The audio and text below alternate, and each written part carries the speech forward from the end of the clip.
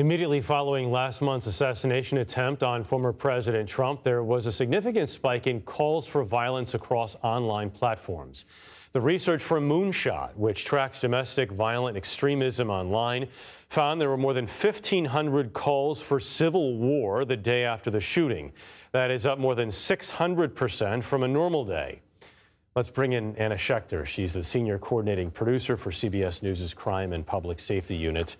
As if calling for civil war can be a normal thing on a normal day. It's sort of odd to think about, but it does happen online.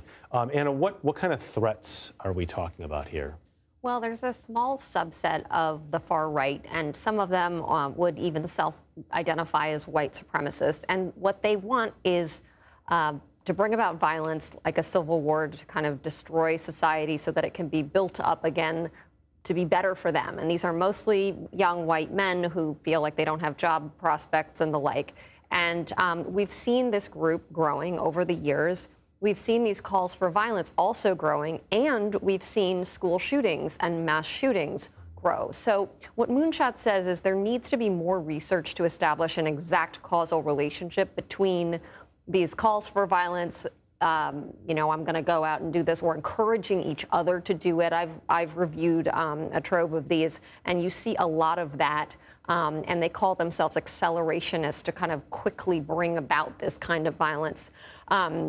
So it's been around. It has been growing. There needs to be more research to establish the causal relationship, but still the trend is going up. What platforms does Moonshot say all this is taking place on? It's a variety. So I've looked at more than 24. They don't want us to name some of these more fringe ones for fear of actually promoting them, but there are new platforms designed and targeting people who identify with the incel movement. And then there's 4chan, and then there are more mainstream websites and platforms like Reddit, YouTube, Facebook, Instagram. Even they're monitoring the Google searches as a gateway to get to these other platforms. And does Moonshot feel like the major social platforms are being good about monitoring these things? Well, they're certainly devoting a ton of resources, and they've spent a lot of money to hire these security teams and people that monitor it and eliminate this kind of content. I mean, YouTube, look at this. They just told me yesterday that in just the first quarter of 2024, they took down 2.1 million videos that violated its harmful content. And so if you think about that, and you know that they haven't gotten them all, but still, that's a huge effort on their part, but it's a game of whack-a-mole.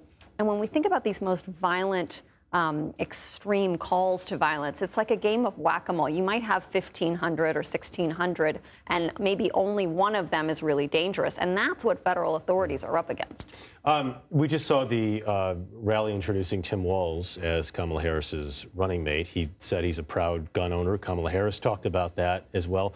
You've learned something about Walz's record on guns. Well, sure. This is out there. He had an A rating from the NRA in his early career as a congressman of a rural area in Minnesota. And he was he actually was for legislation to end restrictions on people with a history of mental health, to actually limit red flag laws and the like, and make it easier to get guns. This was earlier in his career. But after the Las Vegas shooting in 2017, he changed his tune. He put out a lengthy statement on Facebook taking a stand against these mass shootings, and he really switched gears and has actually implemented more laws in recent years for universal background checks and even to ban assault rifles. And so the NRA is now against him. He gets an F rating. Interesting. All right. Anna Schecter, thanks so much. Thanks for having me.